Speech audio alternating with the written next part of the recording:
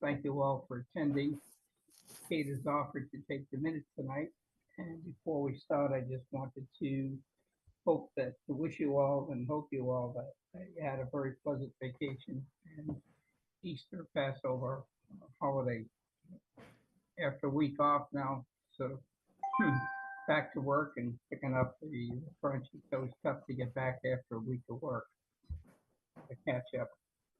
So without any further, I think it's going to be a lengthy conversation tonight.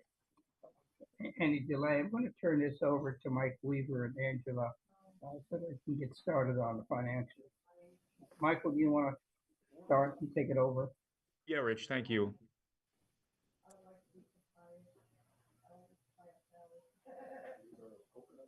I'm just pulling this up so I can share my screen.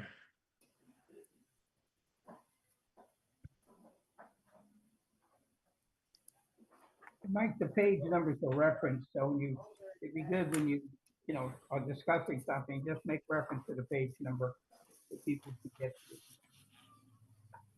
Everyone see that? But since you've numbered the page, Okay. So these are the financials that were presented for the month ending March 31st. It was a very typical month for us with two payrolls. We came in just over $14 million for the month. For the year-to-date expenditures, we're at 100,703,000, and our balance, you'll see, has changed a little bit since we spoke last. The current balance is projected to be 1.8 million, and I just wanted to go over a few things that changed there that drove that number to change. One is our continued efforts to reclassify staff into the proper locations. We made a significant effort to move people that were supposed to be in our Alliance grant to Alliance. And upon doing that, we realized that there were people that were in Alliance that had to then be moved back into general fund. So there was a surplus being shown. And then when we finished moving everybody, you'll see the balance now for salaries is $383,000. And that number is still fluctuating as we continue to move folks. Today, we were able to sit down with our grants coordinator and go over another big grant, IDA grant. So there's going to continue to make those numbers move. But as I'm doing now, I'll go over those numbers with you and how they change. The other big benefit is the next line under that, employee benefits. I know it says employee benefits, Social Security. It's much more than just Social Security. That's where our health sits, our dental, our long-term disability sits, as well as Social Security. That number is the actual number that you'll see is a number that's generated when we run payroll. It's really a placeholder that needs to be reconciled quite often. And I'm going to speak about that a little bit later on when we talk about the 2024 audit and where we stand and some of the variances there. But when I started about a year and a half ago, there was no reconciliation being done. And that reconciliation that happened at the end of the year, and it was a large surprise to everybody. We have a much better process now. We actually reconcile this number, and I'll share the reconciliation so you can see what it looks like on a weekly basis. Our health and dental are charged in two ways. One of them is through the accounts payable process, where we have a purchase order put in, and then every week we have an EFT taken out of our bank account for the actual expenses, because as most of you remember, we are self-insured. So that reconciliation is now happening. It's being updated on a weekly basis, and you'll see those numbers will be changing with the financials each month. So Mike, just pause right there in case anyone has any questions. Yeah, just the balance that we have. that you're showing? Another, if there are no other questions, you'll Yeah, see that Mike- there is a Mike- number, Mike, hang on a second. I'm sorry. second from the bottom, $1.7 million in enrollment impact, equipment and building repairs. That number you're also going to see change as we move forward. Some of the expense that's sitting in that overage is about $1 million, and I'll bring that up again. Those were IT purchases, purchased by our IT director. And if you recall, we have a total of $7.7 million in our ARPA allocation. And the process to get that money back from the city is that we have to produce quite a bit of paperwork, the requisition, the purchase order, the receipt, the proof of payment. And we send that to the city. The city then sends it to external counsel, whose job it is to review all the expenses and make sure that they're in accordance with spending. And once they get the green light, they give it to the city, and then the city can give that money to us. So I have in the pipeline 1.01 million in with the city. We're confident that everything that we've submitted has been accepted, and that'll be coming probably in the next month. So you'll see that again. Hey, Mike, just let me interrupt. In last month, the balance that we showed was somewhere about a $9 million balance. And now Line we're item at- details, you'll see again, we're still working through getting many of the variances by Hey, line Mike, item. maybe- So as I said before, we're moving people between the general fund and the grants fund. And part of that is also making sure that their individual coding is correct. And, you know, looking at this big, long, I don't even know, 16 or 17 digit number, each of these numbers have a significance, not only in just their location and to what fund they're charged, but also their job title and their responsibility. And what we're noticing is as we're going and moving these individuals in and out of Alliance and today with IDA, that some of the coding is incorrect. So we're also going to be correcting that at once. This way, when we roll the system forward for the next year, we're not rolling forward mistakes. We're rolling forward the corrected numbers. So I just wanted to bring that to your attention. Mike, can you hear me? Again, here you see the benefits are favorable, and we are going to see those changing month to month with the reconciliation. I've got a question. Go ahead, Teresa. We have our Um, professional services and our what- property services. So Property services is slightly favorable, usually due to just budget repairs that are budgeted for, but we haven't quite incurred yet. And to jump back up to professional services, when I say that we're adjusting the individual salaries to be in the correct account, you may notice that there is, I can't highlight it, but this line right here that ends in, that starts in 5.3, those are special education tutors. You'll see there's a favorable variance there.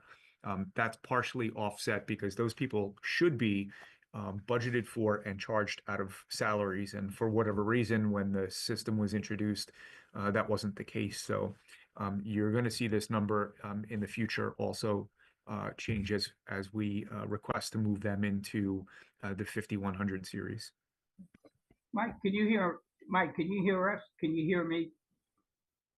I don't think he can hear us. Yeah, I don't think he can hear Other you. purchase services, Yeah. the big animal here is transportation. Ken, could you for, interrupt not him? only just our regular pupil transportation, but special education, vocational and non-publics.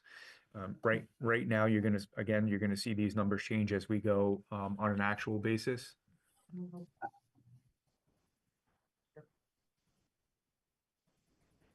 Oh, And Teresa has her hand up. Yeah. thank you, Kate. I actually cannot hear you.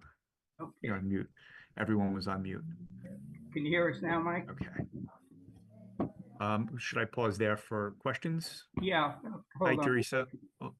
Okay, back on employee benefits. Two questions.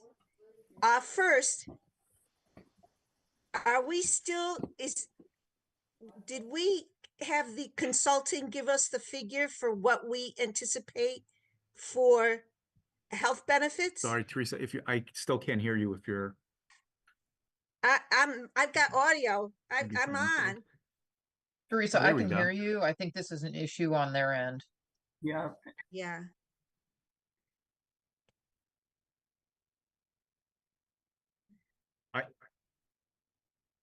I was plugged in. I can hear everyone now.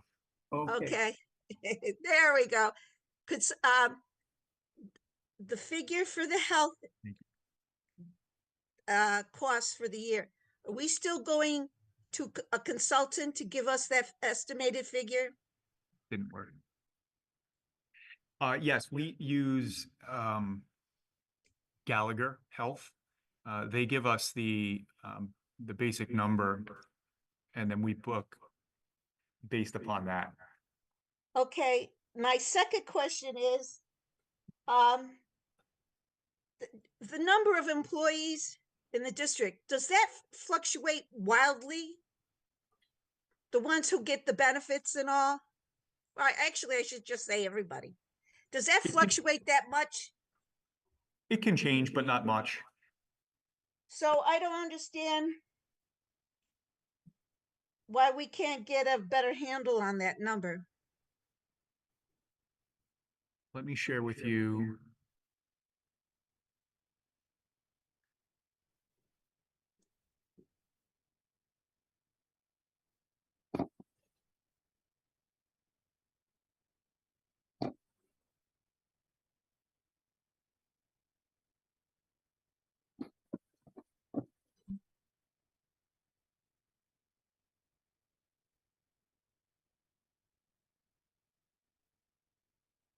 Yeah. I'm just reverberating on your.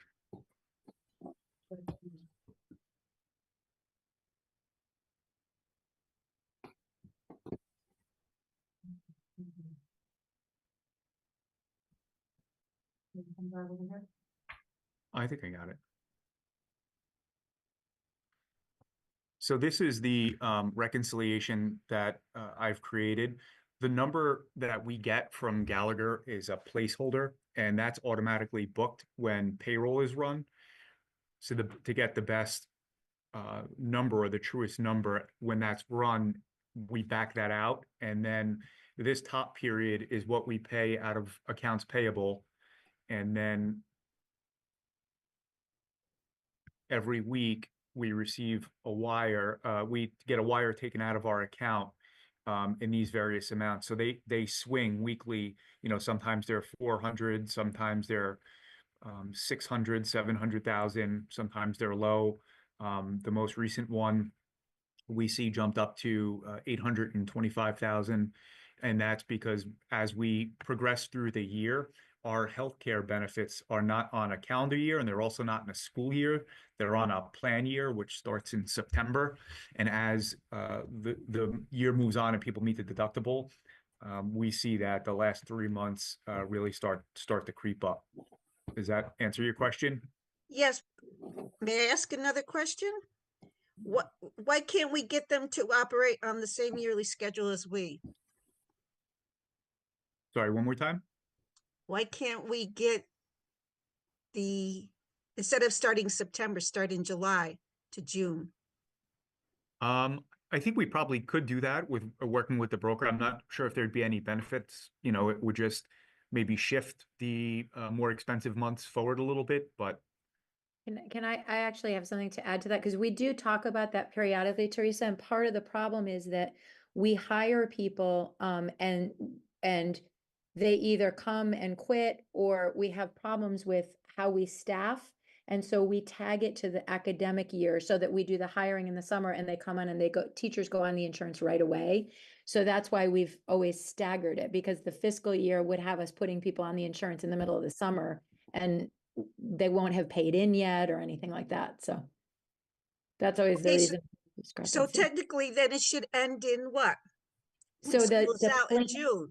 Yeah, well, yeah, the plan year is September 1 to August 31st. So what we do is we take out their premiums in 20 pay periods. So we take out a little bit more rather than out of the 26, and that covers them for the summer months. Because we don't have paychecks for them in the summer. Right? So we take out enough to cover right through the summer. And then we start the payroll deductions again when they come back and start their payroll again. I was just thinking, but we still have to pay the bills after the fiscal year has ended. Yes, we pay it through the plan. Yeah, we pay the bills through the plan year, so it leaks into the next year. But otherwise, we wouldn't have a way, because we don't take premiums just by check. So we wouldn't have a way to be getting people onto the plans. So that's just kind of the weirdness of it. And I think what happened is for everybody else, and we could certainly change it, but like for 12-month employees, we do the same thing. We only take the premiums out of 20 pay periods. So we don't have premiums taken out all summer, which is a little silly because we're all working then anyway. But I think it logistically was just easier to do it all as one, but we could look at that. I was just thinking, getting our books Yeah, done more efficiently. But Yep. what you say is more practical. yeah, Yeah. yeah. And the Thank devil you. in the details. You're welcome. Mike, let me go back to something. If you would go down to the bottom of the screen where you have the reconciliation. Mine is cut off. But essentially, mine's cut off for some reason. The problem from what I'm hearing in terms of health expense, which is probably the second or third largest expenditure we have, is in the estimating of the budget going forward. In totality, if at the end of the year, we come up close with what we're projecting, the month-to-month swings are, not that important because it's on an actual basis and it's on a claims, etc. But if at the end of the year, in total, with what we've encumbered and what we've incurred, we're in a positive number, in a relatively small positive number where we're not millions overstated. I tend to think that's more in the budgeting of this particular expense. But when you first started out, my comment was, as I recall, last month's balance was somewhere about $9 million, and now we're down to close to $2 million. Are you saying that a good part of the, I'm going to refer to it, adjustments were to clean up accounts out of the general fund or into the general fund, whichever way things went, into other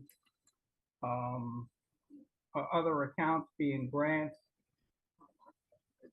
to get erroneous postings that were done? Is that the reason for basically for this large decrease? Yeah, that's certainly a big portion of it was people moving from general fund into Alliance. In Alliance this year, we had to undergo a little bit different of a task than we've had to go through previously.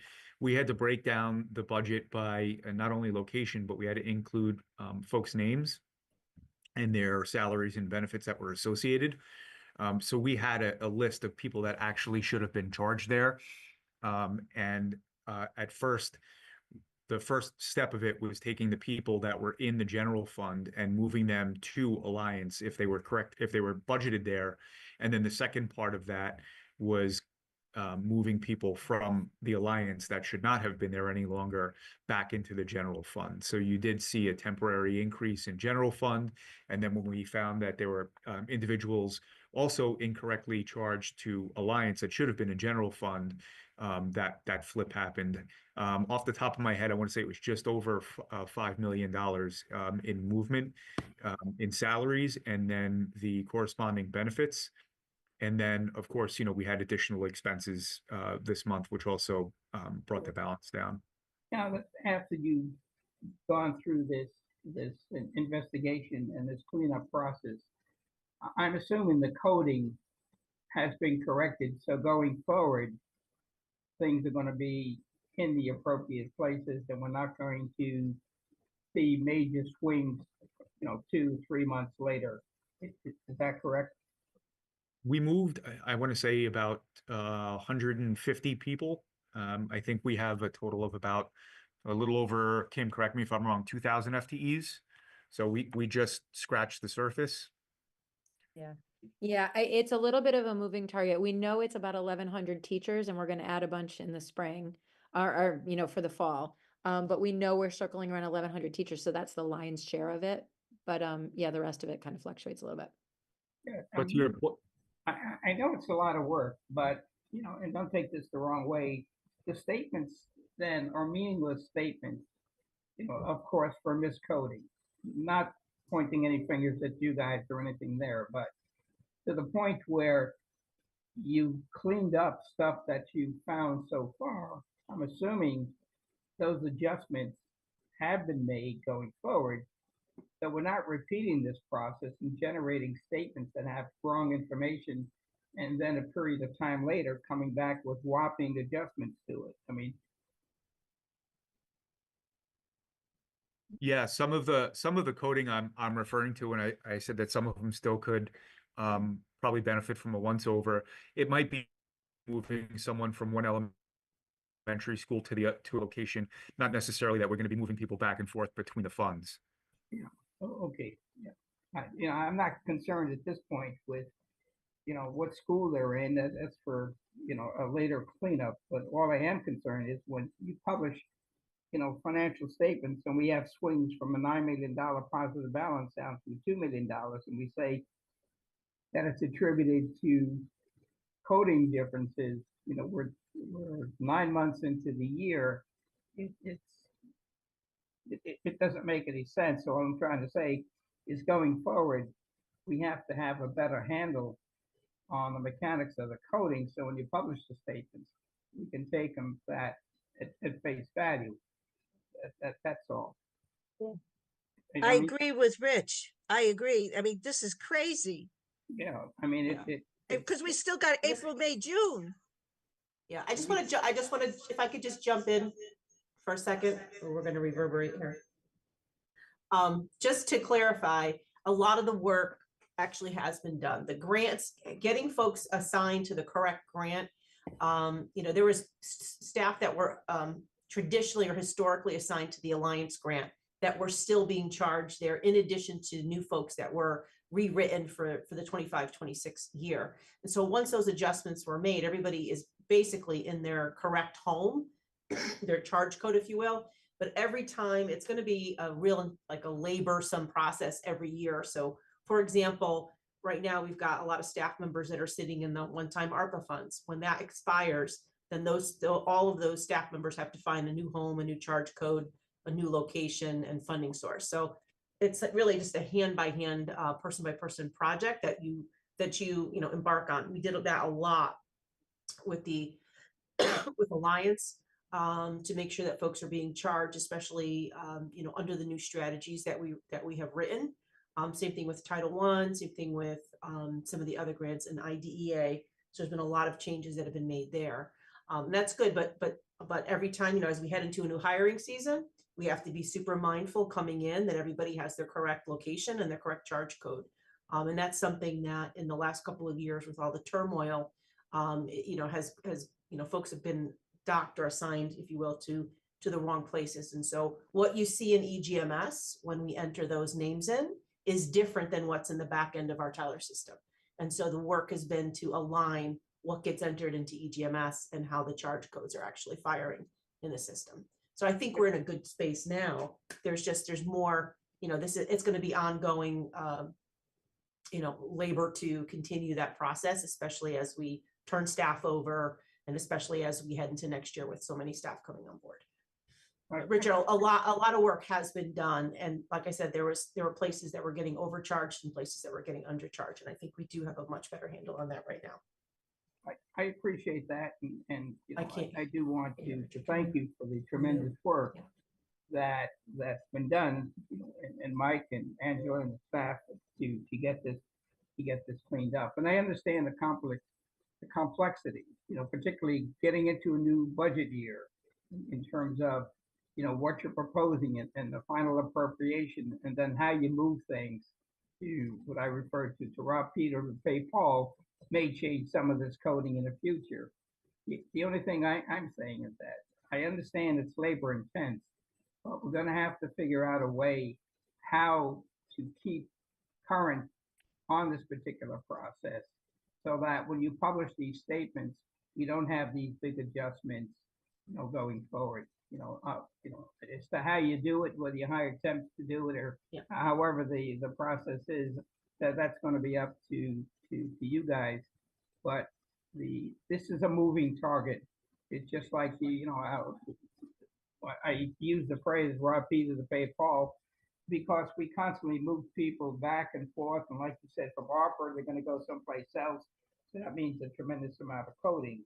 It's just that it seems like in the past, we've never kept up with this. And that's why things are screwed up. And it's evident in the last two audits that we're having. But, from that, we have to put in place something that at least keeps us more current going forward so that we have more reliable, financial statements. No criticism on the work. It's just on the procedures and the process. Yeah. that we'll have to Absolutely do. agree. We agree with you 100%, Richard. That's been the work and will continue to be the focus of the work. Thank you. And yeah, I mean, if you're gonna be toggling back and forth all the time anyway, I mean, putting positions in grants or back in general fund, you gotta get a better handle. I do think we're there. There was a lot of work recently done. This was a big mountain to climb, and I do think that we're there. Yeah, we're doing 2 years, 3 years worth of cleanup, which is, devastating. Mhm. It's what comes out and shaking out through the leaves is, it's a surprise, but that you don't want to lose that momentum and just have it recreated. So, enough said on that. Mike, I just wanted to get back to you on your narrative. I think a couple of paragraphs in the bottom, you make reference to some Cigna rebate. Can you tell me what that is? Let me pull it back up. Rich, just so you know, Julie had her hand up.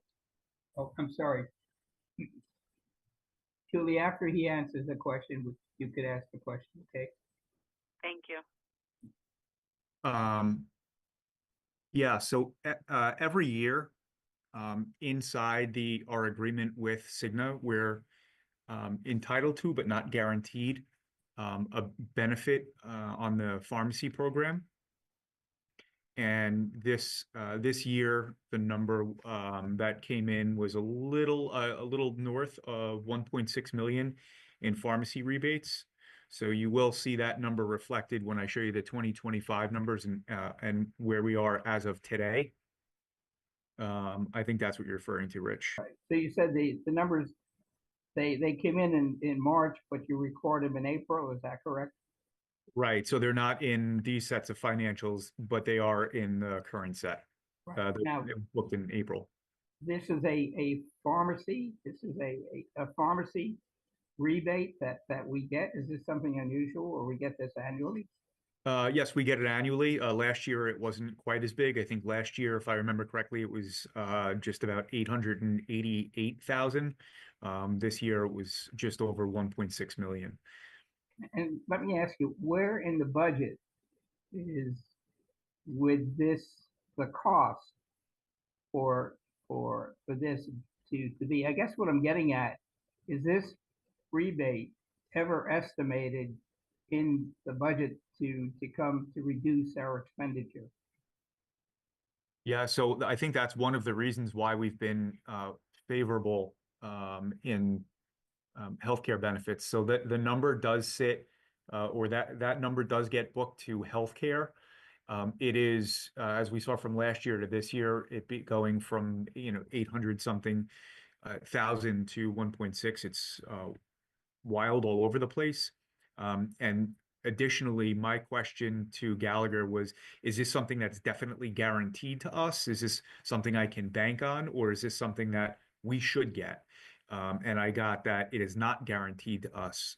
So for this fiscal year moving forward, it's not included in the healthcare number. I think, one of the places where I know, because it has always been kind of a black box, this pharmacy rebate, it's actually from the drug company rebate. And I think the reason why we saw a big jump this year is because our broker Gallagher renegotiated with Cigna how much of it we would keep to get us to 100% with a minimum. So that's why we saw the number jump up so high this year. But the place where I've seen it recorded is when Gallagher does our estimates for our insurance costs for the following year, you see it as an offset. So like, for example, if they say you're going to spend $30 million on benefits next year, you'll see it in that chart as a minus whatever the estimate is for this year, 1.2 million. So it kind of gets baked into what Mike will budget for insurance costs. Okay, that makes sense. And Mike, so if it is something that we could sort of count on, but it's just a guesstimate as to how much it is, it might be something to consider in the future, Mike, to set up a special line number on this where you can show it as a credit and, and just have it as a reduction of the expenditure underneath that line, and just post it as it comes in, so that, these are big numbers and we're not, it's nice to have a very favorable, surprise, for this amount of money coming in. But again, I look at the financial statements and say, okay, if we're aware of something, and this is a large number, that's an offset, we should at least highlight it, that we're expecting it, and then just, we can see where it falls, rather than netted against these numbers. We have too many numbers that were netted together. We don't really understand what the makeup is. So it might be something to consider, going ahead. Yeah, I could certainly talk with Gallagher at the next time we meet and ask them if there's any more guarantee and see if it is actually something we can book as a receivable or if it's just a bonus. But it sounds like from what Kim is explaining that it's might be a little more solid. All right. So it's a nice surprise. So the other thing is when we had talked on the financial statements, you said you had some adjustments that you were going to make. I think one of the line numbers, my memory serves, was consulting, and you said there were some offsets. What I'd like to do is before the next month is to have like a key at the bottom that says that this particular budget line that shows nothing on it, is offset by this particular line number where it has the expense in it, so that we start to explain some of these variances, whether they're positive or negatives, that have offset someplace else. Right, yeah, we can certainly include a key at the bottom with any of the adjustments we're making.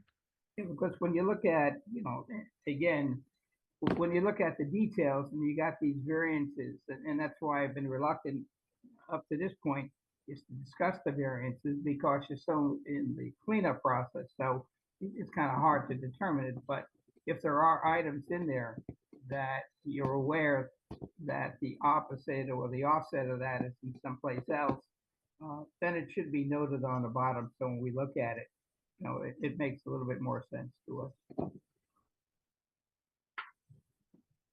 Yeah, and I also think moving forward, things are just going to be a little bit different in that they'll be booked where they're charged, where they're budgeted. So those negative variances and offsets really should be at a minimum going forward. Okay.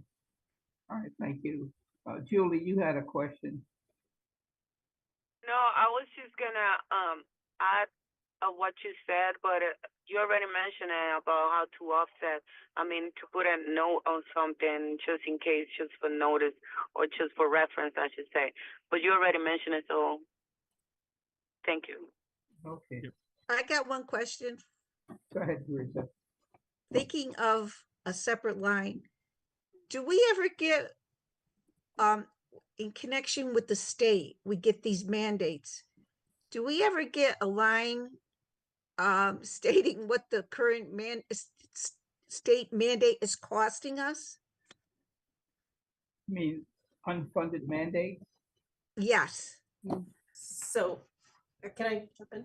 Yeah, so I wish, that would be a consideration for districts when legislation is passed.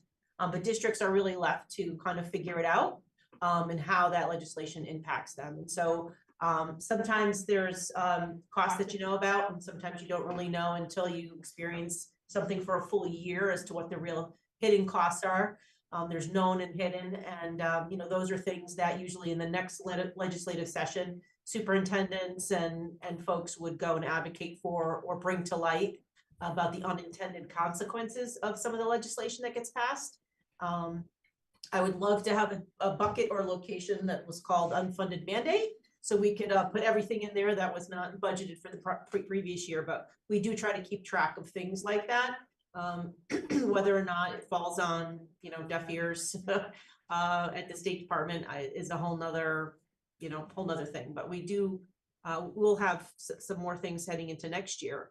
We just don't know what the full landscape is yet until you start to wade in through new legislation. Well, like last year, didn't we have to put in Can you turn your volume on? feminine That's hygiene recent. products and dispensers in bathrooms? And what was the total cost on that? You know what I'm saying? Yeah, And that might have been like 50 or 60,000, I think, to install the dispensers, but then the actual products themselves, I think, were even more on a regular basis. So no, I realize it probably fell in the other categories, but just an aside, having that total number is, I think, a good talking point. I mean, that's a lot of money just for the dispensers. it is. And we're going to be going through something similar with I sent an update about the recycling program and the waste, I should say, food disposal program.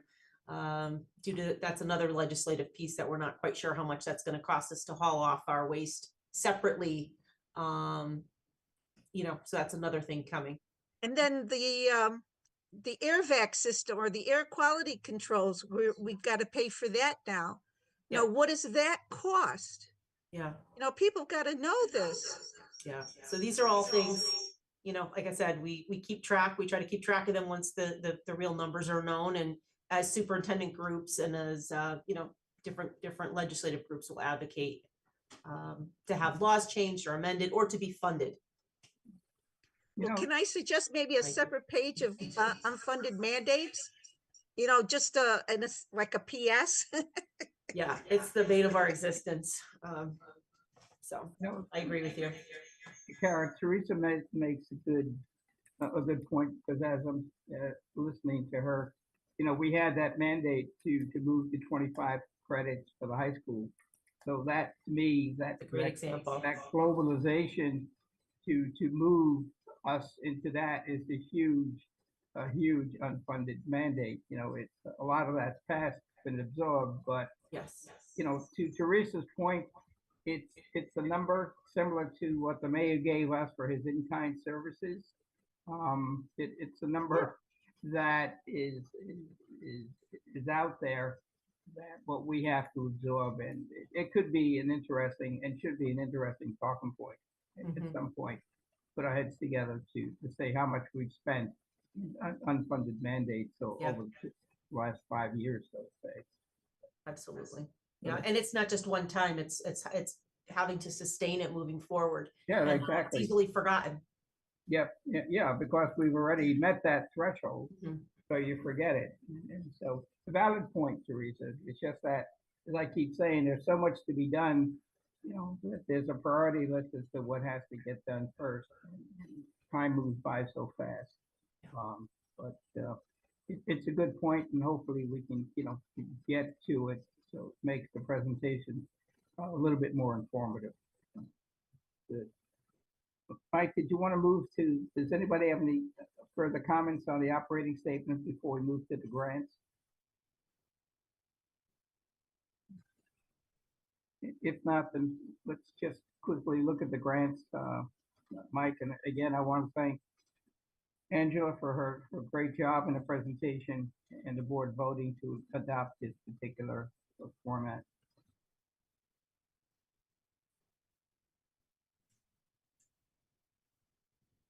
We're gonna have to zoom in a little bit. All right, let's see. Yeah, this is kind of small. Download it. And zoom in.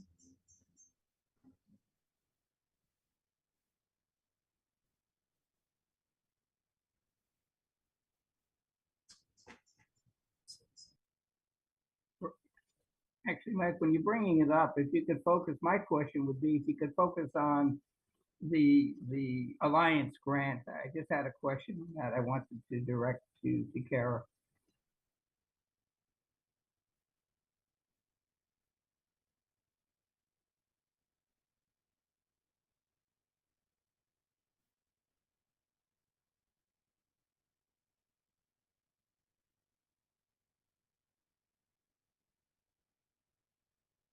Is that too small? Yeah, if you could just, is there a way? Yeah, I got my copy. I got my copy. It's okay. Are there page numbers on them? 11? 11, okay. Yes. Good job. I love the page numbers. Thank you. There you go, Rich. Alliance, that top one? right. Okay. Okay. Kara, with all the adjustments that we had talked about earlier in this particular discussion that were made to and from the operating into grants in general, but perhaps principally Alliance, is this going to distort or create issues with you in terms of what the use of this particular grant is going to be in the future? When I say in the future, I mean once the final appropriation is set, we always utilize Alliance to go back to my suggestion, rob Peter to pay Paul. We have to be mindful of leaving monies in here for the incremental increases in the cost of living. But with the big adjustments that I'm sure have been made to this account, I don't have comparison from the last month. It's just a matter of, are you worried about the sustainability of this particular account as helping us Sure. in the current So, year? you know, we're likely, you know, if our allocation holds at the number that we were told, you know, we will have to use all of the 9.1 or pretty close to it to bring in the high school staff and everything related to the opening of the new satellite. So, you know, we are allowed to put operational, you know, Alliance is our ECS. However, we have an additional, I'm going to call it a burden, additional burden to create specific strategies that are bound by the guidelines of the grant and to fit within those. So this heading into this year as a strategy, and this is again, you know, how this is the volatility that we deal with here in Danbury, is that, you know, coming off the heels of a big reduction last year, we had to, I crafted a strategy in Alliance to incorporate the DHS staff, DHS West staff that were likely scheduled to go over there. So we, you know, our Alliance now is a big strategy now is the opening of the DHS Academy, the innovation that's behind it, the transformation component. And so approved by the state that those staff members, you know, that's a bona fide expense. So we'll continue now that that's been approved, and I did get pre-approval for that last year, and they approved our grant. You know, the staff that we need to open up the campus for 25-26, we are likely going to have to put all of the staff, you know, that we budgeted for in with our new budget into Alliance. And we probably won't be able to write any more new strategies in there or intervention or anything like that. But we'll probably have to fit just about everything related to the academy in that grant for next year. So that's an example of the volatility of having staff that were in another account or general fund that we moved into Alliance, which creates a lot of turbulence and shifts, but we'll do that again as we have to hire new staff for DHS West Academy once we get started. So we really wouldn't have any other option. Our general fund would not be able to support all of that. In addition, we are negotiating 5 contracts coming up. We don't know what the results of those are going to be. That's another volatility factor that we're going to have to deal with and try to live within the means. Are we going to be able to get everything into these grants? No. But we're going to have to put the preponderance of the new staff from the high school into this grant. Which goes to my point in saying, And the urgency and the need to keep the coding current and the adjustments current is so that when you look at this, you don't rely on a number and then say, oops, at the very, today I'm $4 million short because of prior months or whatever it is, adjustments that, have to be made. And this Alliance number is a shifting number in itself. I don't necessarily mean the dollars. It's just a theory behind it, because I suspect, in my own words, that it's not what it was intended to do, but within the parameters of what's legal, we are using it to absorb some of the operating accounts or expenses that were not funded for, and within the parameters that the state allows us are using this particular money for. So it just ties all discretionary money to do other innovations or to support other projects. So, we'll probably be able to slide most of that in there, but we'll be between a rock and a hard place after next year, because the increases no longer, they right. sunset. So we'll, like everyone else, will be very, much eager to see where those increases go, because having that many staff members and salaries in a grant with contractual increases over time, that's going to continue to grow. So it's something that we have to be very careful about. And again, it creates a volatility that is a little bit more difficult to manage than if we were just living in the general fund.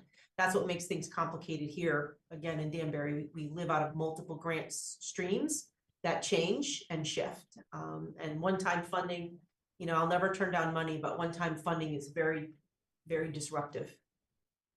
I agree. Let me ask you a question. Am I correct in assuming that in the Alliance money, that if you don't spend it, you have to turn it back? It does go back. And one of the things that, we're working really hard is making sure that, getting a handle on making sure that every grant is maximized and it's being charged correctly. Again, the volatility creates, variances that we have to continually work to address. So that's something that the grant allows. So I'll give you a quick example. I don't want to belabor the whole meeting here, but there's a once a year or twice a year, a couple times you can make adjustments. So if you're not spending money, let's say on substitutes, right? We had a large amount set aside for subs that we couldn't get.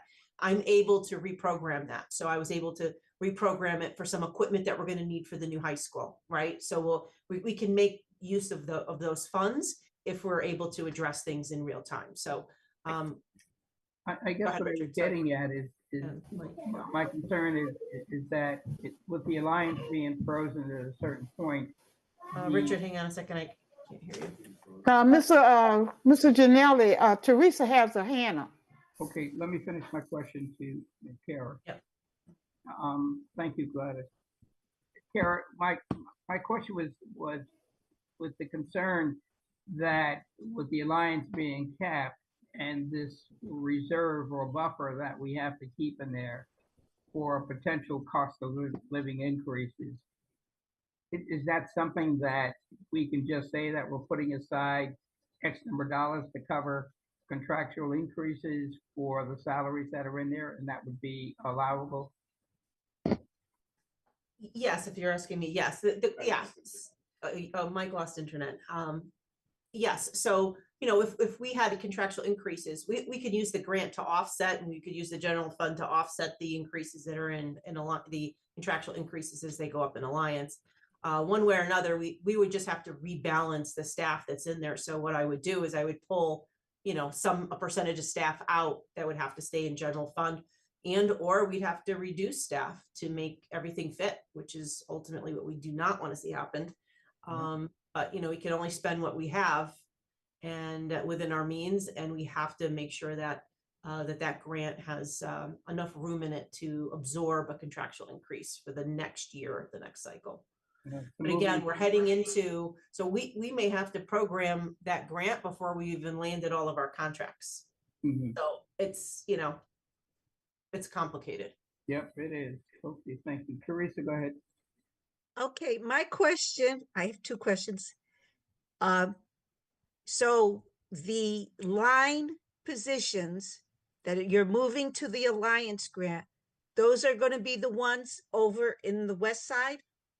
That's what I'm planning to do now. You know, it's not over until we get our final allocation, but that's my intention, is that because that was an approved strategy, the expansion of the high school and the satellite campus and this innovation, you know, transformation project that we're working on, that I would be able to continue to slide staff that fit within that same strategy.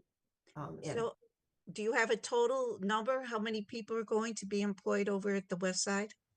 I have a general idea. I don't have it with me right now, but we do have Mike's looking at that budget book.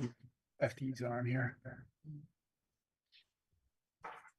We'll get that for you, Teresa, because it's not Yeah, just just- the new positions, but it's also people that we know are just going to make a shift over to the campus that are already with us. So it's a combination of new staff and then existing staff that are moving. So I'll get that number for you. Well, I just kind of want to know what's going under that grant. It'll be mainly DHS West staff. Okay, Yeah, Thank and we'll you. probably have to slide some of the transportation in there as well. thank you. Anybody else have any questions on the grants? Thank you. If not, we'll move to the second item on the agenda. And that would be, Mike, if you would give us an update on the cleanup process that you're engaged in with regard to 2024 and what you're finding as well, if anything, on the year 2025.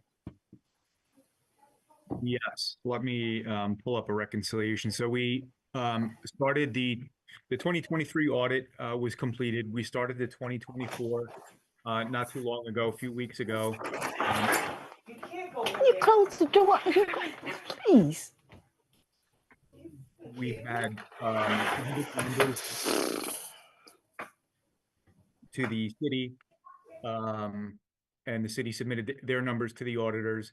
We started making correcting entries, and I have some of the variances up to highlight what the overages are. So I will share that now.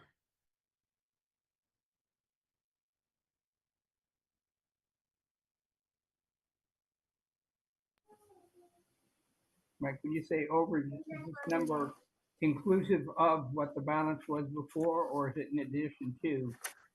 There is a very large surplus now. And I tried to pull out the item that really drove that, so you can see. So here I have the major categories in column A. Column B is where we're currently at with the fiscal year 24 audit. Column D is where we are with the 2025, so it's kind of like the cleaned up version.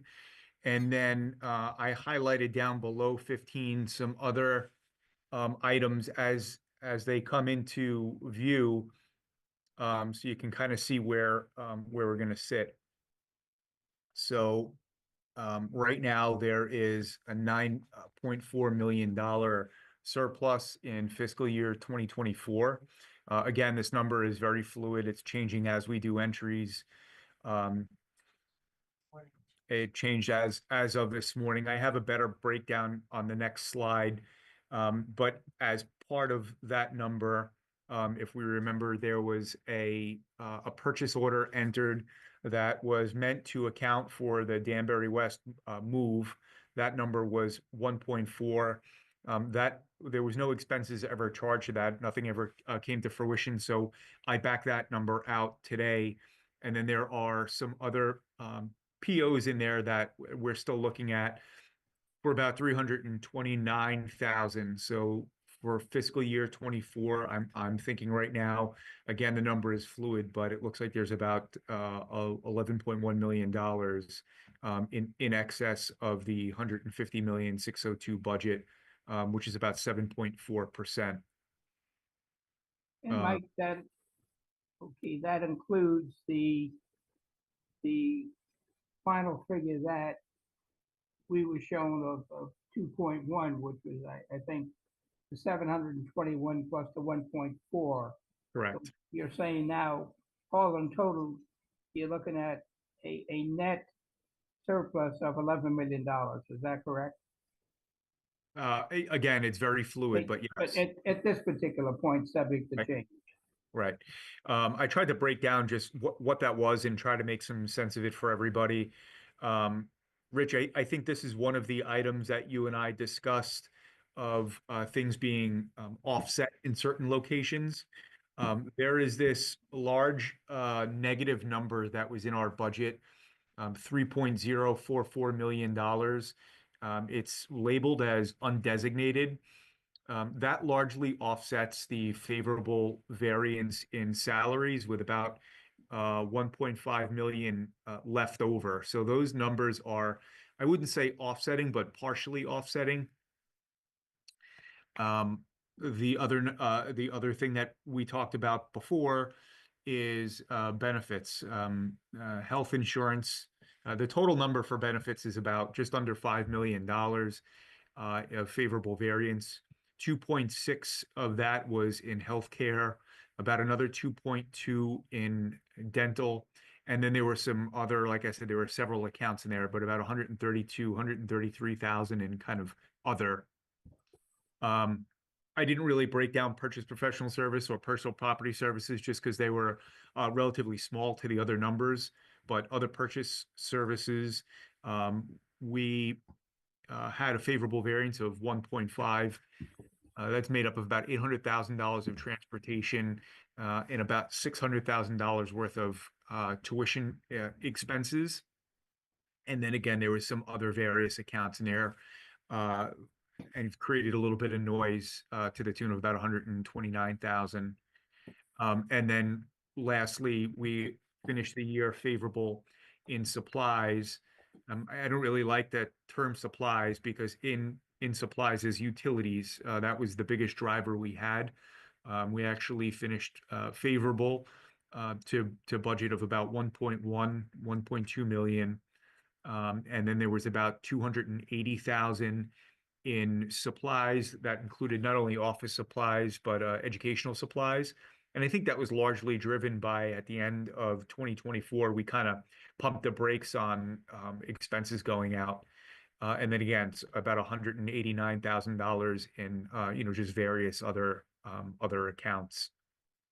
Mike, when you look at the benefit line of the $5 million, is the variance, do you have any idea? Is this a matter of a budget being overestimated, or could it be that in the benefits there are positions that when we forecast positions that are unfilled, that have not been filled, that we provide benefits for those positions, and if we fill it or don't fill it, the still the benefit line isn't charged. Could some of that $5 million be attributed to that kind of estimating, or is this a matter absolutely. of sloppy Yes. estimating? So there is definitely going to be a favorable variance from any open positions. The other thing, and you kind of hit on it, is when we go to do the budget for the fiscal year, we haven't really finished negotiating the contract for health insurance. So the way that we get the number as Teresa pointed out before, is we reach out to our third party and say, hey, you know, what do you think benefits are going to be for this upcoming year? We did the same thing this year. We were told that benefits all in were going to be going up, health and dental, I should say, about 19%. But it is an estimate, so that large variance could be due to them being conservative on their approach in giving us a number. Okay. And this is still an ongoing process, subject to change as you get the audit finalized, correct? Yes, this number is for benefits anyway, has all of the placeholders backed out and the actuals have been booked. So I don't know how much this number is going to change for benefits at least. But it is using the new methodology that we've developed to book actuals. All right, seems like the city will be in a very favorable position again, huh? You don't have to. Okay, Can I just ask you, Mike, to talk about the controls that we now have in place moving forward? Because a lot of like the purchase orders and things like that are items that, you know, obviously we picked up on that were of concern. And I just want Mike to speak a little bit about this. I'll be speaking about this tomorrow as well. Yes, very, very important. In addition to moving all the staff in and out of the various locations and grant funds and general funds, we really had to put in controls to, I guess for lack of a better term, make sure that this stuff doesn't happen. And when I'm looking at why these variances occurred in the first place, I think one, which is first and foremost, is bank reconciliations were not being done timely, not being done at all. So currently, we have our audit partner, not RSM, who's doing the audit, but the accounting firm that we partnered with, CLA, and they have a young accountant that's been helping us actually do all the entries for our bank accounts. We have five bank accounts that are very large, not just the general funds operating, but the general funds payroll, as well as the grants account, our school lunch account, and our educational services. So we're up to date and moving forward to continue having CLA do these reconciliations until we can fully transition that over to a permanent staff member. So I think that's the first and a foremost thing.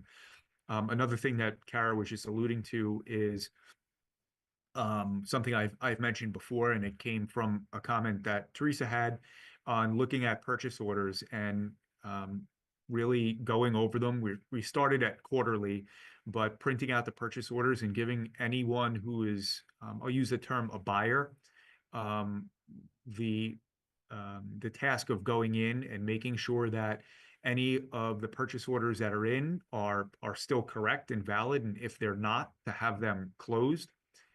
That was one of the items that really hurt, as you see with this 1.4 million, where someone put a purchase order in and the purchase order was never closed. So we didn't know that money really, I guess, existed.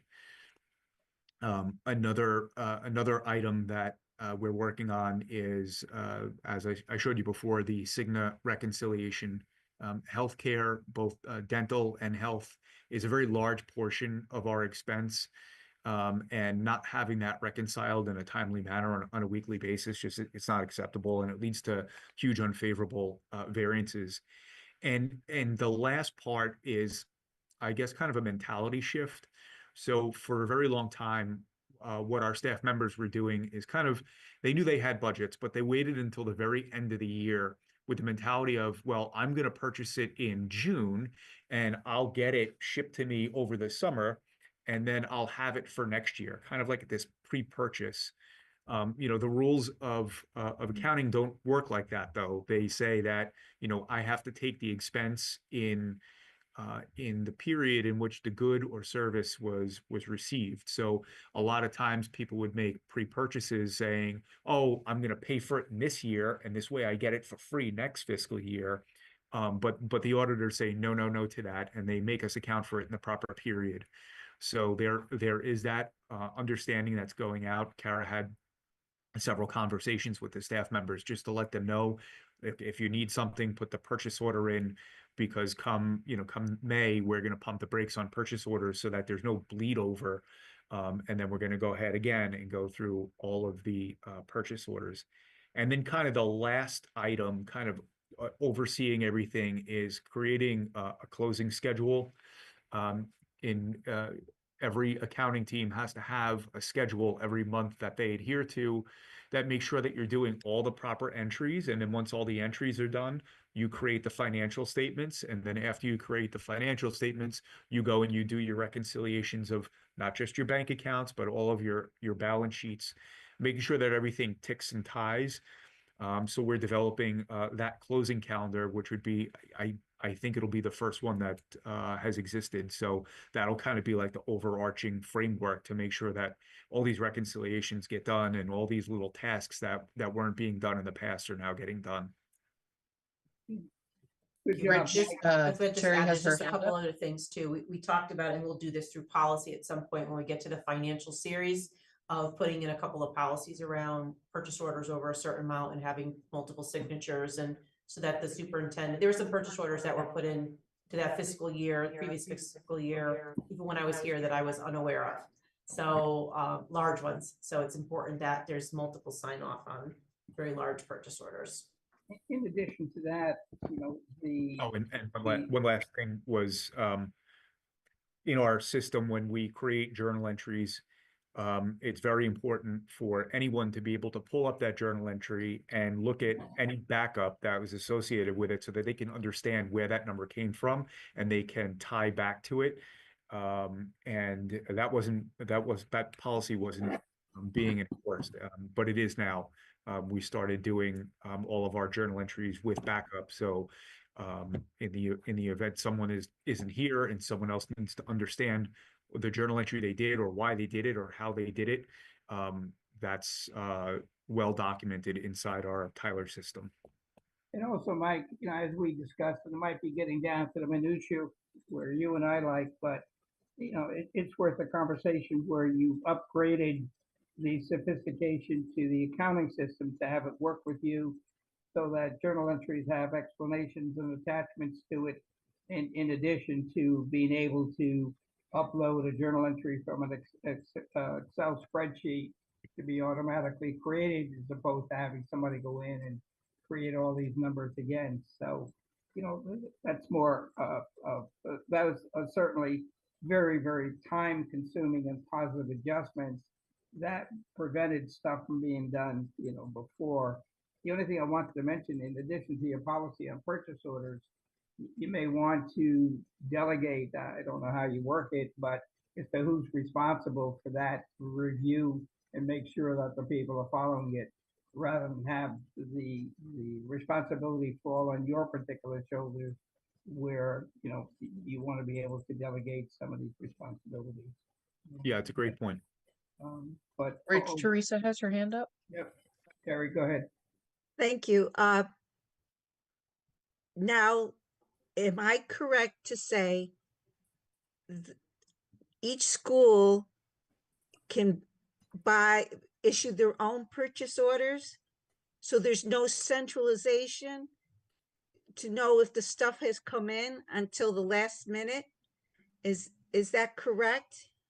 So each school has a buyer, and not just the schools. Other locations have buyers as well, where they could put requisitions in.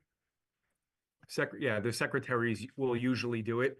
The requisition is then approved either by myself or Angela or Juanita if it's relating to a grant, then gets converted to a PO.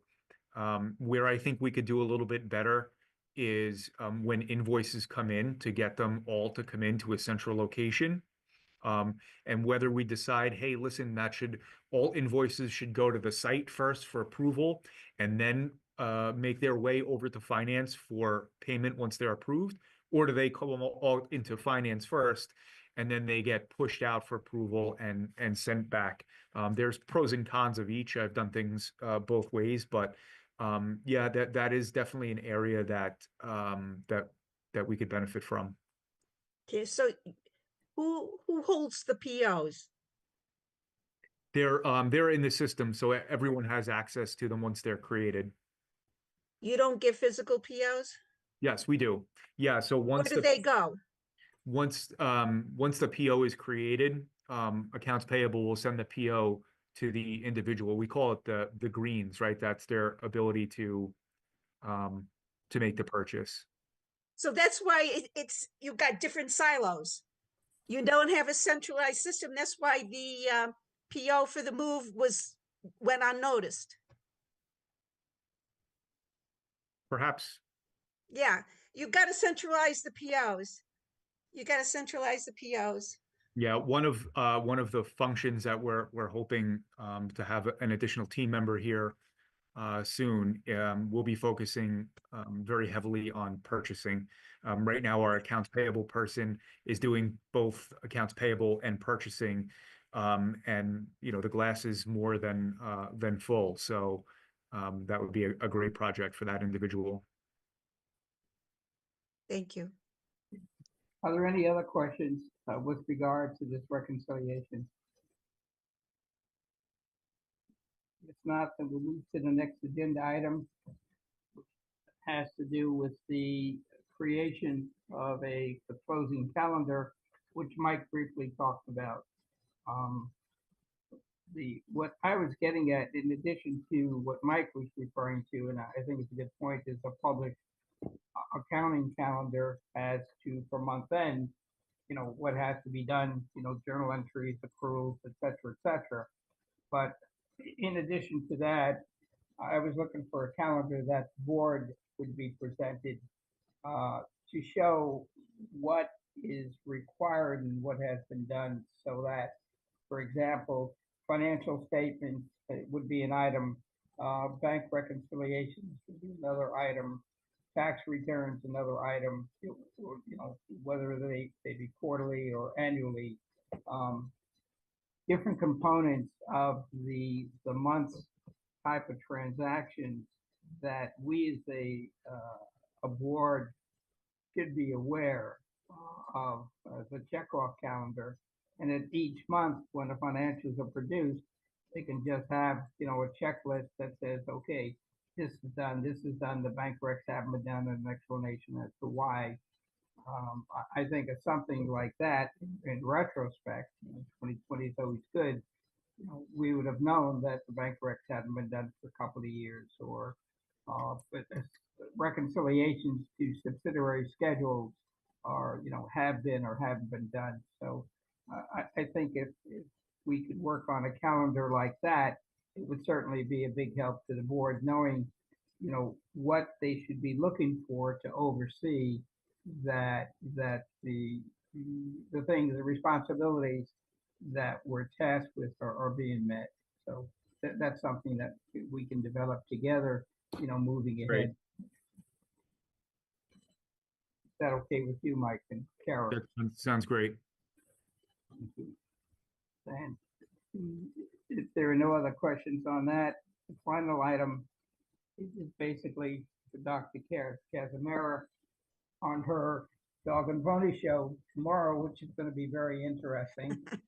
But as far as I see, this is the first time that we're going into a meeting where we're bringing bags of money, one that we've had and the other that potentially we're saying we're going to give to you, which is good that it's in that position.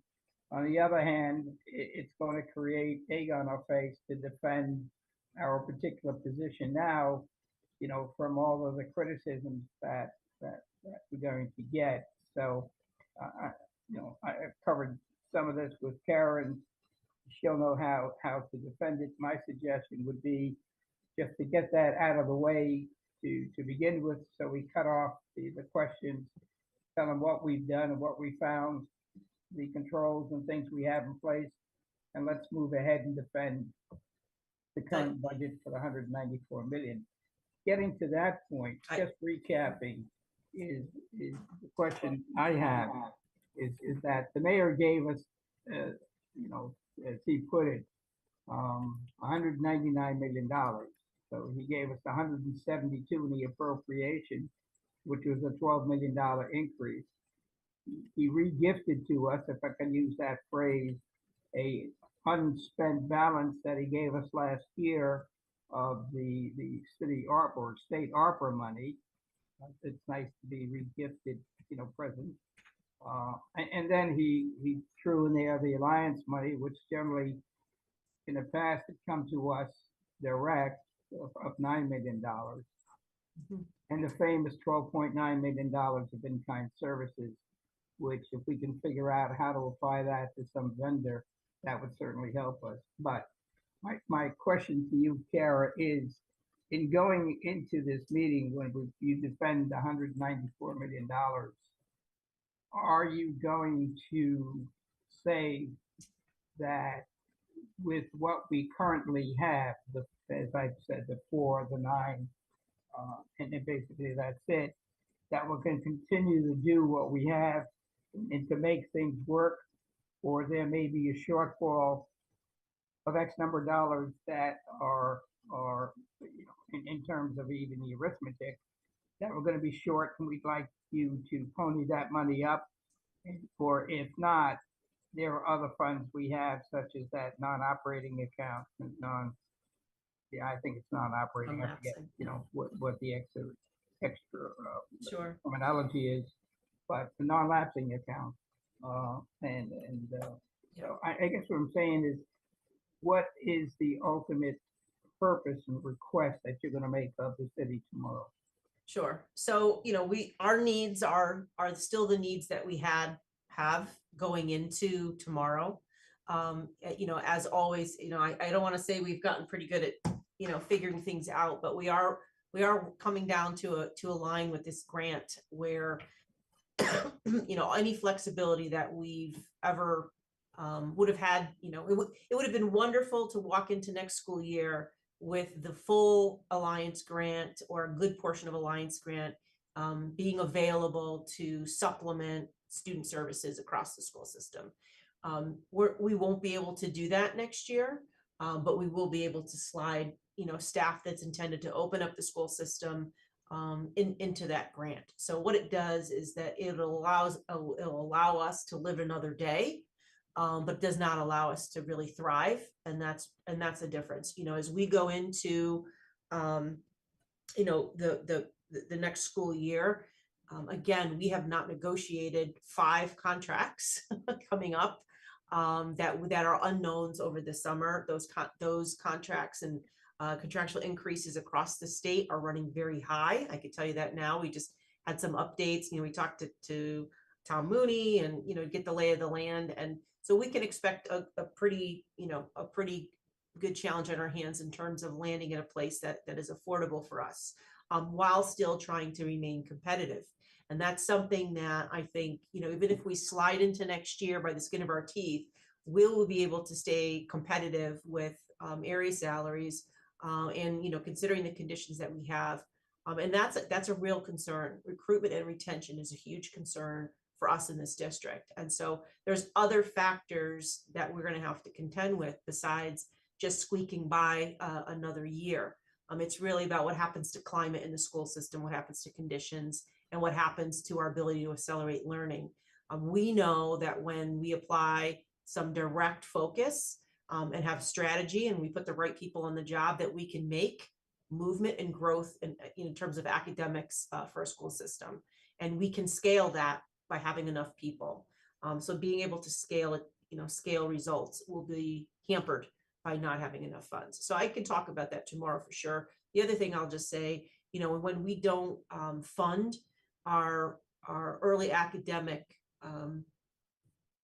issues down at the elementary level, you can actually create more special education referrals. You can create more intervention referrals down the road, and to try to close gaps that are extremely difficult to close as the years progress. So, we're going to have to sit, and when we get the final allocation, and really determine what we're not going to do that we had in our budget. And there's not a lot of room to cut back.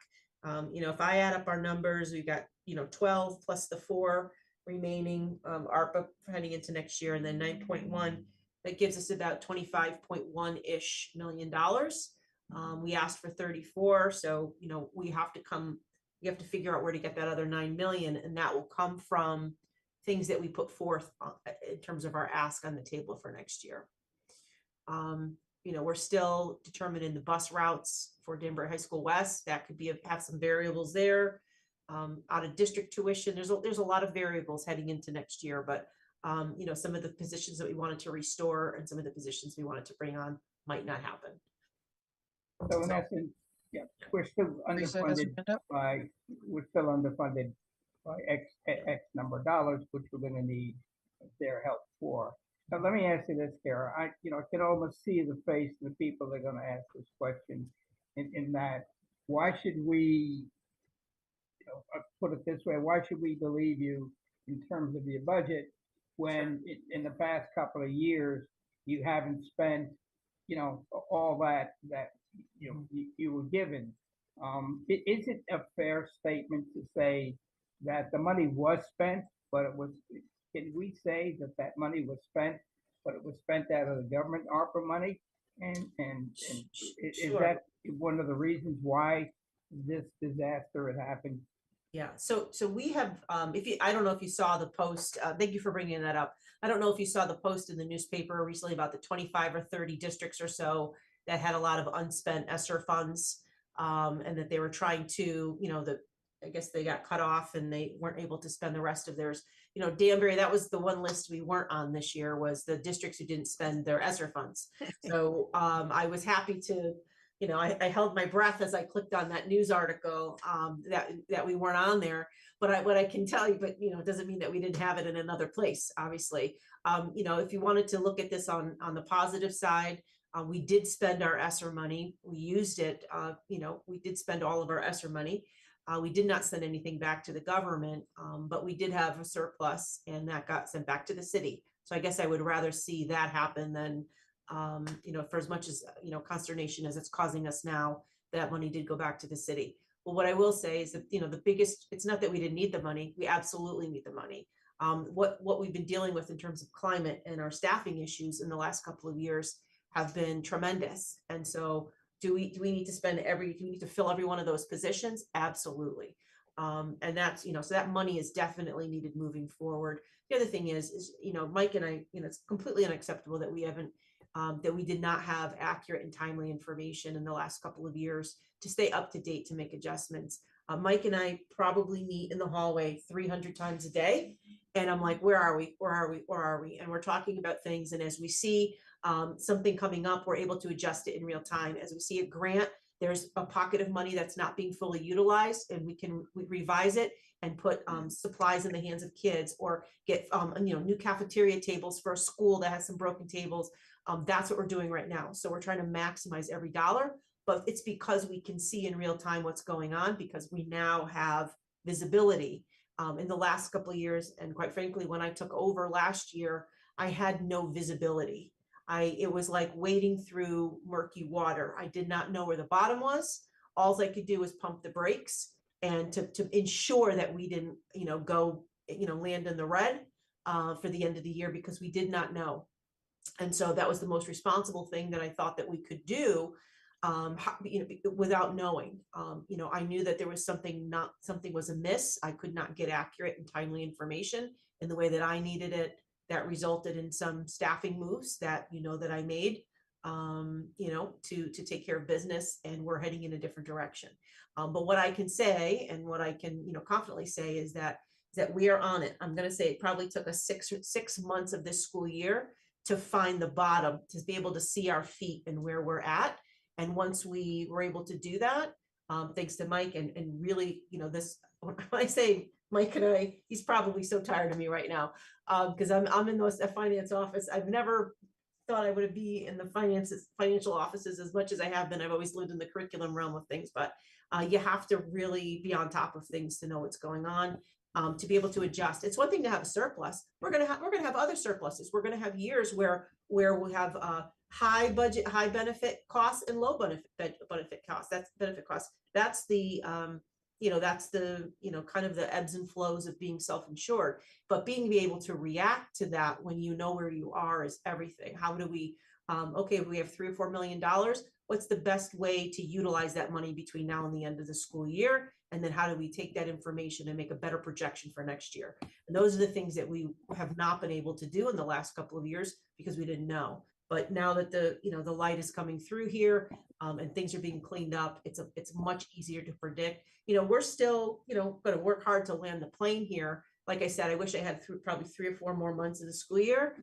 Now that, things, we are starting to see some things, and we started the school year with the projections that were made by previous administration coming in, right? We use those projections. We're seeing some things differently now. And so 25, 26, as we head in, we'll probably set a few things up in a different way, but it takes time. We're going to be cleaning this up over 2 years, this year and next year, to get it to really to where we want it to be. But I think we are headed in the right direction. Thank you very much. And just as a reminder, tomorrow it's 6:30 at City Hall for the ad hoc, is that correct? And then I think on Thursday, we have the public session where I think Gladys said she had to leave early, but as many of the board members that can attend that and speak on behalf of supporting the budget, we'd like to have representation there. Can I Carrie ask one has her hand question? up. Yeah. Can I ask one question? I just want to know, is it possible to get a breakdown of the in-kind costs that the city gives us in the proposed budget? I'd like to know what they're charging us $12 million That would be, I think. or the city- giving us. Yeah, I don't have that, Teresa, but that's something that's the city might be able to provide for us. I think it might sit in Is that like, the EEO1 report. Because we have to add that back in. So we might have that. Yeah. okay. And might Aaron have might, that. of course. I want to make sure they're not charging us for the roof when they had a bond for that. I'm sure it's a lot of the bonding costs and financial costs for the bonds, but you can certainly, Mike can certainly request it from Dan, that's fine. Are there any board members that have any further questions regarding this particular agenda? Kate, can you see anybody who has their hand up? Michelle has her hand up. Michelle, go ahead. Hi, just thinking about the questions that are going to be coming up, Kara, to you or Mike, based on the fact that we're looking at, I think, basically $20 million in surplus over 2 years with 21% back-to-back asks. Is there any way that we know, I know this is going to be a really hard thing to say, for the following budget that we're going to be looking at, or the upcoming budget, that we will not be anywhere in that 21% number for our next ask, based on the accounting that's happening, the surpluses, and I know we're opening a new school, but what kind of confidence can we give with the numbers that you're now? Because it looks to me like we're setting up basically 101 here on the accounting and the yeah, on our ability to Operate, fiscally function. be, accurate in Correct. our accounting, right? We need to be more on time, right? On time numbers.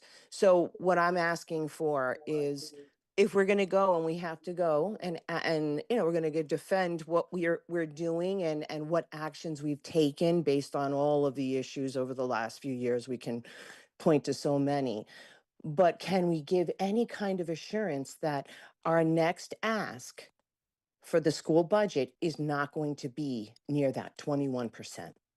Based on what you're looking at now, what you're seeing, because we're only getting the information today. Sure. So you've been able to see the landscape a lot better than us, and based, Mike, on what you're seeing coming in, and Kara, there's going to be, I know, changes to grants and everything, but this is historic, this 21% Sure. in the state of Connecticut. I think 15 is Bridgeport, highest.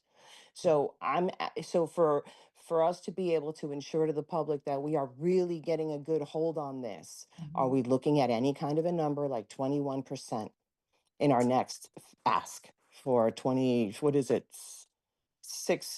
26, 27? 27? Yeah, 26, 27. Yeah, so I mean, that number will be an amalgamation of a few things. One, wherever we land this year, right? With our budget, we're not opening another academy, thankfully. But we will, that was a major part of the ask percentage wise. So, not everybody's bringing on an entire new building or a satellite campus and having to staff it and tier Right. transportations. That's a major percentage driver. We won't have that next year. There'll be some additional drivers related to that because we'll be adding some more staff as we bring on the 12th grade.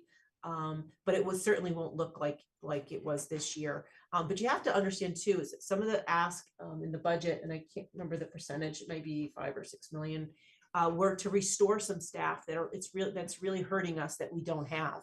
And one of the things that is important, Michelle, is that, we were not operationally efficient this year in the sense that we really don't have enough people to handle all of the reporting, the requirements, the legislation, the mandates, the initiatives coming down from the state, but also the ones that we're trying to drive here. And so restoring some of those positions are key because otherwise our hands are tied and we're limited.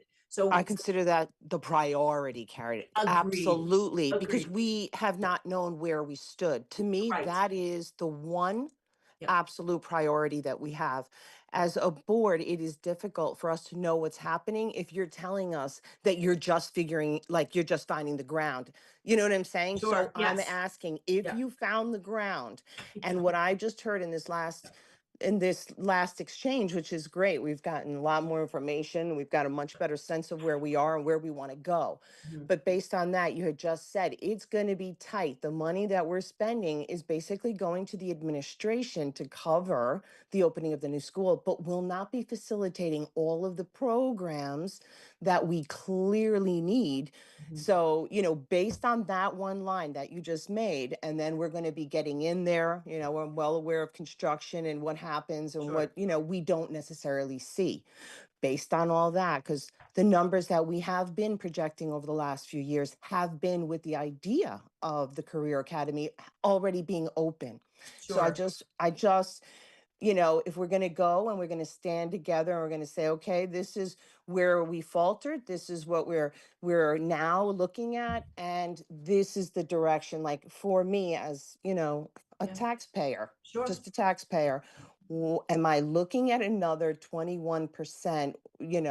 Are we going to get a real understanding of where we are and we're not looking at something like that? Because that's $20 million. Sure. That we're talking about that we've been paying taxes on, right? Everybody's been paying taxes on. So I just want to make sure that we at least have that in mind for Yeah, when we go to certainly speak we're to. not, yeah, Thank I you. would, oh, sorry.